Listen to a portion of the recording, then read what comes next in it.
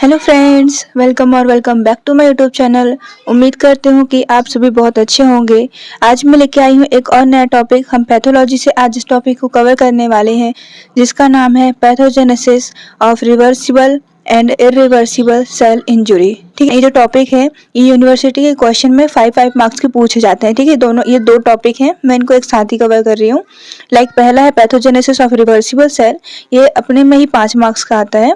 और दूसरा है pathogenesis of irreversible cell injury. ठीक है, ये अलग से भी 5 मार्क्स का आता है। ये दोनों ही अलग अलग 5-5 मार्क्स की कवर करते हैं। सबसे पहले हम देखने जा रहे हैं pathogenesis of reversible cell injury. ठीक है, पहले तो दिक्कत क्या होती है कि जो क्वेश्चन है कि पैथोजेनेसिस ऑफ रिवर्सिबल और इरिवर्सिबल सेल इंजरी, तो हमें ना कंफ्यूजन हो जाती है कि हमें लिखना कौन सा वाला है। याद हमें होता है हर चीज, हमने हर चीज पढ़ी होती है, बट हमें उस टाइम इतना प्रेशर होता है ना कि हमें प्रॉपर याद ही नहीं आता कि किसमें रिवर्सिबल वाले में क्या पॉइंट थे, इरिवर्सिबल वाले में क्या पॉइंट थे। हम पॉइंट्स में कंफ्यूज हो जाते हैं और किसी का पॉइंट किसी में भी लिख के आ जाते हैं। ठीक है, तो मैं यही एक चीज बहुत अच्छे से क्लियर कर दूंगी।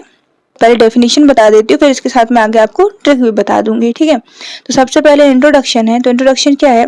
Hypoxia and ischemia are common causes of cell injury. जो हाइपोक्सिया है मतलब कि ऑक्सीजन की कमी, और इस्चीमिया मतलब कि जब किसी पार्ट में ब्लड की सप्लाई बंद हो जाती है, उस पार्ट उधर हम इस्चीमिया वर्ड यूज करते हैं। ठीक है, तो ये कॉमन कॉज है सेल इंजरी का। इफ माइल्ड और short duration the effect are reversible. तो इफ अगर जो इफेक्ट है वो माइल्ड है मतलब कम है, और शॉर्ट ड्यूरेशन के लिए कम टाइम के लिए है, तो इफेक्ट कैसा? रिवर्सिबल, मतलब कि रिवर्सिबल जैसे कि इफेक्ट आगे की तरफ बढ़ता जा रहा है। ठीक है, तो कैसा हो सकता है? वापस ठीक भी हो सकता है। और इरिवर्सिबल मतलब कि जो डिसीज या फिर जो भी इफेक्ट अगर वो एक बार आगे बढ़ गया तो पीछे वापस अपनी नॉर्मल कंडीशन पे ना आ पाए। ठीक है, रिवर्सिबल और इरिवर्सिबल इन दोनों का ये मीनिंग है। ठीक है, उम्मीद करती हूँ कि आपको समझ आ रही होंगी सारी चीजें। This presentation explains the progression of cell injury. इसमें जो सेल इंजुरी का प्रोग्रेशन है वो हमें यहाँ देखने को मिलता है। ठीक है, तो अब मैं यहाँ आपको एक ट्रिक बता दे रही हूँ कि जो pathogenesis of reversible cell injury है ना, तो जो रिवर्सिबल सेल इंजरी है उसमें आप ना ये वाला टेबल बहुत अच्छे से याद रखना। तो अगर ये टेबल आपने याद कर लिया तो आपको कोई दिक्कत नहीं होगी, कहीं भी कोई भी इशू नहीं होगा। ठीक है, तो सबसे पहले आपको टेबल कैसे बना याद रखनी है। तो पहले तो जो इफेक्ट कौन कौन से हो सकते हैं, तो हाइपोक्सिया होगा, ये तो इस्चीमिया होगा, है ना। ये दोनों हुए सेल के ऊपर, सेल पे स्ट्रेस डाल रहे हैं, तो उसकी वजह से जो सेल में क्या चेंजेस आएंगे? पहली बात तो जो उसका एटीपी जनरेशन है वो कम हो जाएगा, है ना। अगर एटीपी जनरेशन ही कम हो रहा है तो उससे 3 इफेक्ट पड़ेंगे हमारे सेल पे।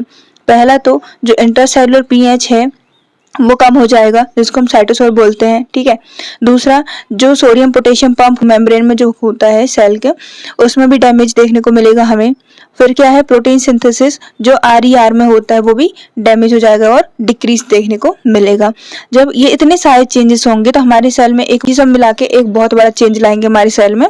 तो उसमें क्या चेंज होगी? ये तो अल्ट्रा स्ट्रक्चरल और या तो फंक्शनल चेंजेस हो सकते हैं सेल। अगर जो ये चेंजेस है अगर शॉर्ट ड्यूरेशन के लिए हुए तो ठीक है, तो उसकी वजह से अगर ज्यादा हुए तो फिर दिक्कत हो जाएगी। ठीक है, लेकिन अगर ये जो इफेक्ट है वो अगर शॉर्ट ड्यूरेशन के लिए होते हैं तो उसको हम क्या नाम देते हैं? Reversible cell injury.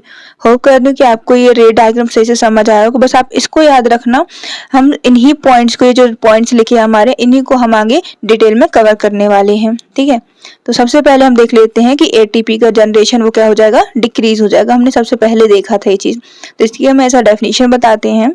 तो ATP is essential for cellular functions. हमें बहुत अच्छे से चीज पता है कि जो सेलुलर फंक्शंस होते हैं वो एटीपी जनरेशन पे ही निर्भर होते हैं।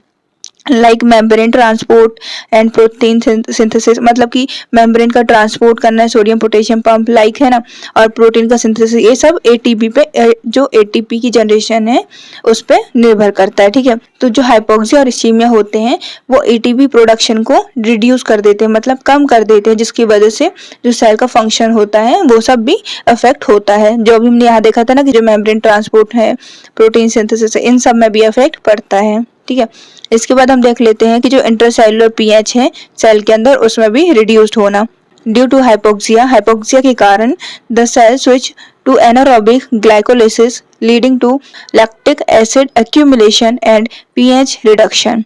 देखो इसमें क्या बताया जा रहा है, हाइपोक्सिया हो रहा है तो जो सेल है वो एरोबिक से एनारोबिक ग्लाइकोलिटिक में चेंज हो जाएगा, ठीक है, मतलब स्विच कर जाएगा उसके फंक्शन, जिसकी वजह से वो क्या करेगा, जो लैक्टिक एसिड होगा उसके अंदर इकट्ठा होने लगेगा और जो पीएच है उसका रिडक्शन होगा, ठीक है। फर्दर इम्पैक्टिंग सेल मेटाबॉलिज्म, इससे जो सेल का मेटाबॉलिज्म है इसमें इफेक्ट देखने को मिलेगा हमें।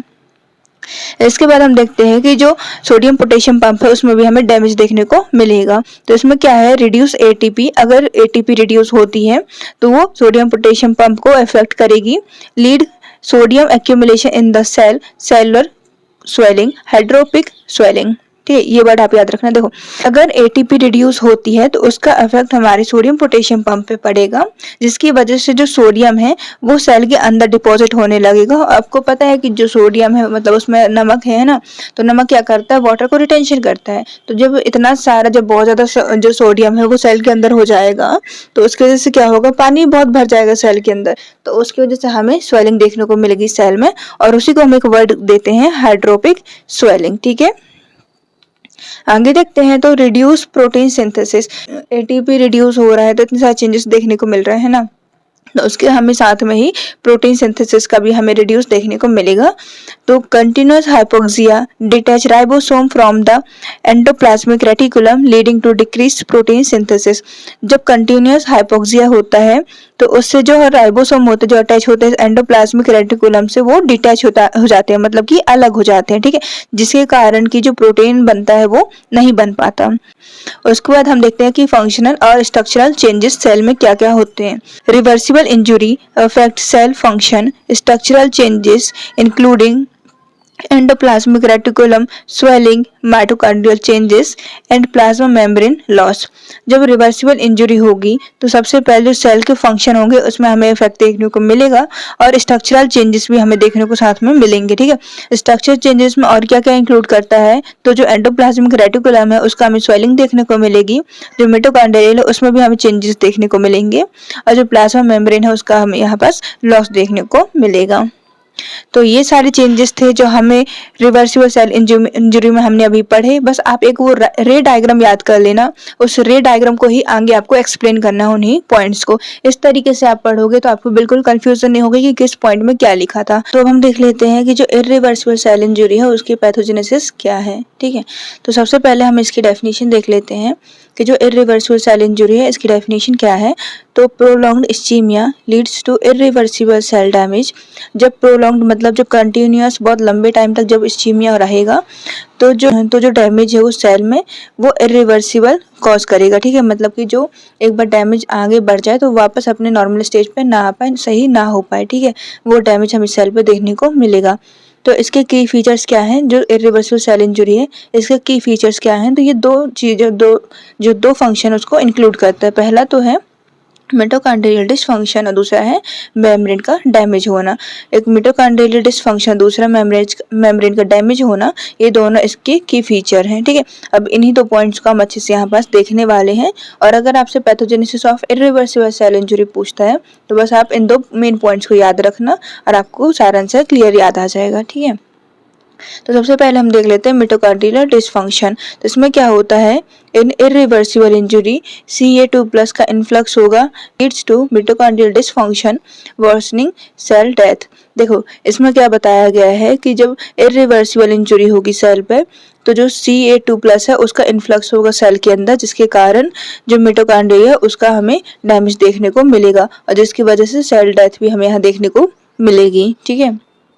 दूसरा अपना था मेम्ब्रेन डैमेज। तो मेम्ब्रेन डैमेज किस तरीके से होगी, तो loss of membrane integrity result in cytoskeletal damage, fluid degradation and toxic radical production. देखो कि यहाँ पास आप ऐसे समझो कि जब मेम्ब्रेन का डैमेज होगा, जब उसकी इंटीग्रिटी जो है मेम्ब्रेन की वो लॉस होगी, तो इसके कारण क्या क्या रिजल्ट हमें देखने को मिलेंगे, तो जो साइटोस्केलेटल है उसका हमें डैमेज देखने को मिलेगा, लिपिड का जो जनरेशन है वो हमें उसमें डिक्रीज देखने को मिलेगा, और जो टॉक्सिक रेडिकल है उसका हमें यहाँ पास प्रोडक्शन देखने को मिलेगा। तो इतनी सारी चीजें हमें मेम्ब्रेन डैमेज होने के कारण देखने को मिलती है सेल में, ठीक है।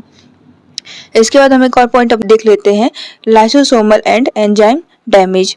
तो lysosomal rupture release hydrolytic enzymes leading to nuclear degradation and cell death।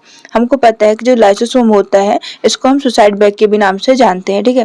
तो जब ये लाइसोसोम जब रप्चर्ड होगा तो इसके अंदर से हाइड्रोलाइटिक एक एंजाइम होता है वो रिलीज होता है, जो क्या कॉज करेगा कि जो न्यूक्लियर होगा हमारे सेल का उसको डिग्रेडेट कर देगा, मतलब उसको पूरी तरीके से खत्म कर देगा और इससे सेल डेथ भी हमें यहाँ देखने को मिलेगी।